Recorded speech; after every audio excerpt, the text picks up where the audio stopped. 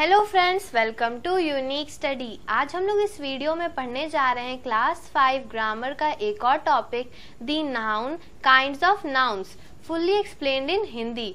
तो चलिए बिना देरी किए शुरू करते हैं। और शुरू करने से पहले अगर आप लोगों ने हमारे चैनल यूनिक स्टडी को सब्सक्राइब नहीं किया है तो तुरंत कर लीजिए, जिससे हमारी अगली वीडियो या फिर कहे कि अगला चैप्टर आप तक सबसे पहले पहुंचेगा। So let's start. Concept number A, words which are used as names of persons, animals, places or things are called nouns. All the naming words are noun. तो जो भी words किसी person, animal, place या thing के नाम के बारे में बताते हैं उसे noun कहते हैं। So we can say that all the naming words are noun. जिन चीज़ों को हम लोग नाम देते हैं, जिन वर्ड से हम लोग नाम रिप्रेजेंट करते हैं पर्सन, एनिमल, प्लेस और थिंग के लिए, उन्हें नाउन कहते हैं। First type of noun, proper nouns. A proper noun is the special name of a particular person or place. For instance, Rohit is a proper noun, for it is the name of one particular boy. In the same way, New Delhi is a proper noun because it is the name of a particular city. तो proper noun वो noun होता है जो किसी particular person और place का special नाम होता है। जैसे कि एग्जाम्पल में Rohit is a proper noun, एक नाम रोहित है जो एक पर्टिकुलर पर्सन को डिनोट कर रहा है, तो ये प्रॉपर नाउन है। फिर उसी तरह से city, new Delhi, new Delhi एक ही जगह, एक ही पर्टिकुलर प्लेस का नाम है, तो ये प्रॉपर नाउन है। तो जो नाउन किसी पर्टिकुलर पर्सन और प्लेस को स्पेशल नाम देता है उसे प्रॉपर नाउन कहते हैं। A proper noun is the special name of a particular person और place. Always remember that a proper noun always begins with a capital letter. हमेशा proper noun capital letter से ही शुरू होता है। Now look at these sentences. The President of India lives in New Delhi. The President of India lives in New Delhi. तो पहला जो sentence है उसमें प्रेसिडेंट क्या है, एक प्रॉपर नाउन है, लेकिन इसमें वो स्मॉल लेटर में लिखा गया है। और फिर न्यू दिल्ली, न्यू दिल्ली जो है वो भी एक प्रॉपर नाउन है, लेकिन फिर भी वो स्मॉल लेटर में लिखा, तो ये गलत हो गया। जो सेकंड सेंटेंस है, the president of India lives in New Delhi, ये राइट वर्ड है, राइट सेंटेंस है, क्योंकि जो प्रॉपर नाउन है वो कैपिटल लेटर से शुरू है। उसी तरह से हम लोग बहुत सारे इंसानों का नाम जैसे Mahatma Gandhi, Jawaharlal Nehru, Harry Potter, Cinderella, Roger Federer, Saina Nehwal, या फिर मंथ कह सकते हैं, जनवरी, फरवरी, मार्च, अप्रैल, या फिर फेमस बिल्डिंग भी, the Taj Mahal, the Colosseum, the Eiffel Tower. उसी तरह country, city, India, China, Great Britain, New Delhi, London, Washington. और names of oceans, river, lake, seas, mountains, Himalayas, Alps, Indian Ocean, ये सब भी एक प्रॉपर नाउन का ही एग्जाम्पल है, जो कि एक पर्टिकुलर प्लेस, एनिमल या पर्सन को एक यूनिक और स्पेशल नेम देता है। Now another kind of noun, common noun.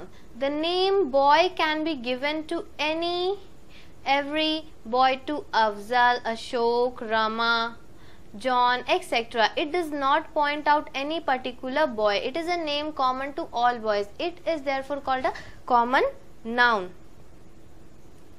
तो जो नाउन किसी भी बॉय, जैसे कि एक बॉय नाम है, उसे हम लोग अफजल, अशोक, रामा, जॉन सबके लिए यूज कर सकते हैं।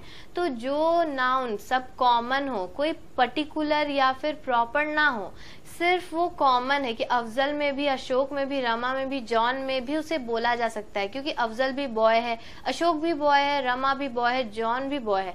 तो हर चीज के लिए जो वर्ड कॉमन होता है उसे कॉमन नाउन कहते हैं। ये किसी पर्टिकुलर बॉय को नहीं रिप्रेजेंट करता है, ये सारे बॉयज के लिए कॉमन होता है।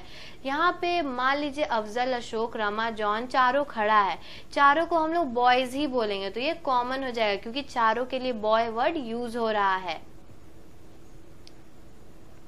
In the same way, the name city is called a common noun because it does not point out to any particular city such as London, Mumbai, Kolkata, but is used for any and every city in any part of the world. उसी तरह से जैसे नाम का था boys में, वैसी city, अगर हम लोग सिटी बोलते हैं तो हमारे दिमाग में बहुत सारे सिटी आ जाते हैं, New Delhi, London, Washington, Rome, Tokyo, Islamabad, Cairo, Madrid, Paris.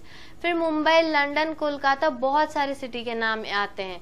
तो ये कॉमन है, सिटी वर्ड कॉमन है लंदन के लिए भी, मुंबई के लिए भी, कोलकाता के लिए भी, न्यू दिल्ली के लिए भी, वॉशिंगटन, रोम, टोक्यो, इस्लामाबाद, सबके लिए कॉमन है। लेकिन इसको हम लोग हमेशा एक पर्टिकुलर पर्सन या प्लेस के लिए नहीं यूज करते हैं। कॉमन नाउन हमेशा हर चीज के लिए कॉमन होता है। A noun which does not point out or to any particular person, place or thing but is common to all person or things of the same class or kind is called a common। जो common noun किसी एक particular person को point ना करके लेकिन वो हर person हर thing के लिए वो common है, same class का है, same kind का है, तो उसे भी हम लोग common noun कहते हैं। Next type है noun का collective noun। When a noun stands for a collection of persons or things considered as one complete whole, it is called a collective noun। जब भी कोई noun किसी collection के बारे में बात करता है, जैसे collection of person, collection of things, उन सबका एक collection के बारे में बात करता है, तो उस noun को हम लोग collective noun कहते हैं। जैसे कि The word army stands for a collection of soldiers. The word flock stands for a collection of sheep. The word crowd stands for collection of people. The word class stands for a collection of pupil। जैसे यहाँ पे collection of soldier, collection of sheep, collection of people, collection of pupil, तो ये सब का जो एक collection है जिसे हम लोग एक नाम देते हैं, जैसे कि collection of soldier का army, collection of sheep का flock, collection of people का crowd, कलेक्शन ऑफ प्यूपिल्स का क्लास, तो उसे हम लोग कलेक्टिव नाउन कहते हैं।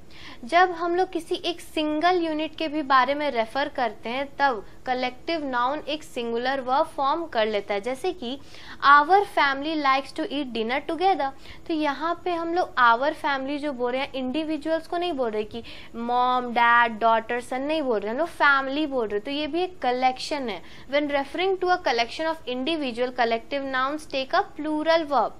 For example, the police are chasing the prisoners who ran away from the prison। तो यहाँ पे एक एक पुलिस का नाम नहीं लिया जा रहा है, यहाँ बोल रहा है the police are, तो ये भी एक कलेक्शन है और ये कलेक्टिव नाउन कहलाएगा।